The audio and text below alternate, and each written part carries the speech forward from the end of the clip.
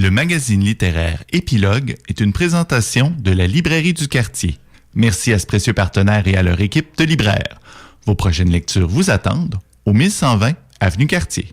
Je sens que nous allons complètement ailleurs dans la deuxième partie de ta chronique. Salaryman, on est dans les mangas, donc on rappelle ce style de bande dessinée japonaise, donc qu'on lit à l'envers. Qu'on lit effectivement à l'envers. On s'habitue à ça de lire. On s'habitue très vite, on s'habitue après 2 cases, honnêtement.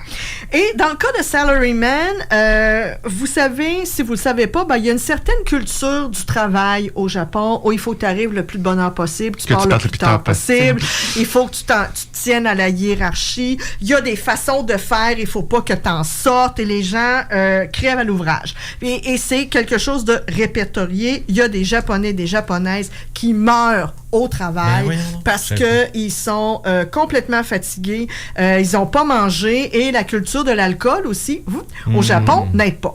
Alors, la prémisse de départ de Salaryman, c'est que il y a une entreprise qui ressemble à l'entreprise de The Office. C'est une entreprise qui vend des fournitures de bureau. Alors, du papier, du scotch tape, puis des crayons. Et des imprimantes. Et à un moment donné, curieusement, cette compagnie-là est assiégée par des morts-vivants. Par des zombies. Sans autre contexte que tout d'un coup sont assiégés. Le contexte, on l'apprend tranquillement, pas vite. Des morts-vivants ont besoin de photocopieuses comme tout le monde. Oui. Et là, ce qui est drôle, c'est que vous avez le gérant qui s'appelle Mae Yamada. Et Mae Yamada, lui, il se dit, écoutez, au Japon, on a une façon de faire, c'est couler dans le béton. On va utiliser ce qu'il appelle la technique Toyota, comme vous le savez, là, le lean. On va utiliser cette technique-là pour combattre les morts-vivants. Et si tout comme moi, vous travaillez dans un bureau, vous allez apprécier cette bataille parce que honnêtement, c'est complètement loufoque. Vous pouvez pas faire autrement. C'est pas épeurant. Il y a pas de scène de gore. C'est juste drôle parce que ils vont utiliser la technique Toyota et les fournitures de papier, fournitures de bureau pour se défendre contre les morts-vivants. À un moment donné, ils se sont dit, là, on est assiégés, il y a une supérette comme un petit dep à côté, il faudrait bien manger quelque chose.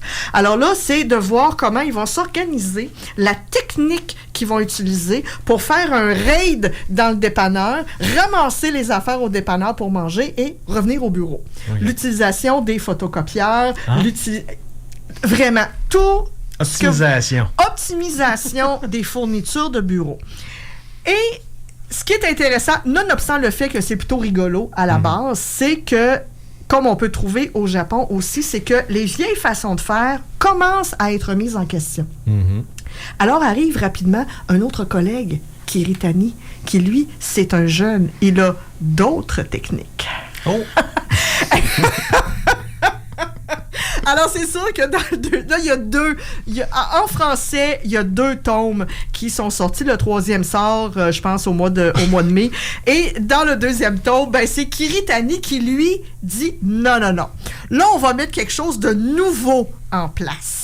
Alors là, c'est la chicane entre les deux, le plus vieux, le plus jeune, et lequel va être capable de, combattre les nazis, mon Dieu, quel lapsus freudien, combattre les morts-vivants le plus efficacement possible, et celui qui va être capable de ramasser le plus de bouffe possible. Moi, j'ai la nouvelle formation de gestion à la mode. C'est moi qui va gagner. Oh oui! Puis, non, mais c'est vrai, le pire, c'est que c'est ça, et dans le premier tome, c'est que tout le texte est parsemé de citations réelles de penseurs de la théorie Toyota puis du monde du travail au Japon. Alors, le gestionnaire... C'est une critique sociale, en fait. C'est une méga critique sociale. Avec des morts-vivants. Avec des morts-vivants et du scotch tape puis des rames de papier que vous pouvez utiliser de différentes façons. Si vous pensez que ça sert juste aux imprimantes, que vous manquez de créativité.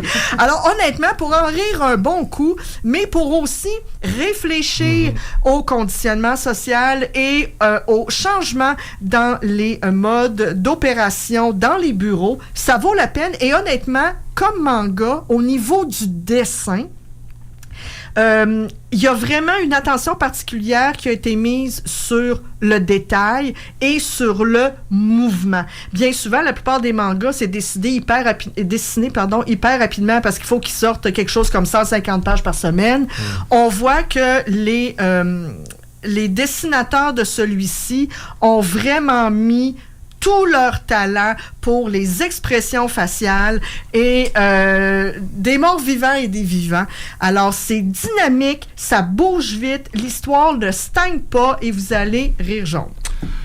Tu disais que le tome 3 est à paraître, Simon. Toi, tu dois l'avoir lu, là, mais le résumé du tome 3, là.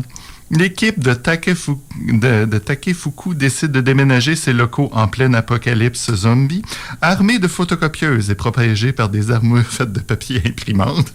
Les employés vont devoir affronter les hordes de morts vivants qui errent dans les rues de Tokyo. Je pense que tu vas lire le 3e. C'est clair. Il est déjà commandé. Donc, c'est chez Panini Édition, une maison d'édition de manga, mais on cherche Salaryman 1 et 2. On attend le 3 avec impatience. Le Bureau des morts vivants, c'est disponible dans les meilleures librairies indépendantes. Voilà. Merci beaucoup, Annie, pour ces très nombreuses suggestions.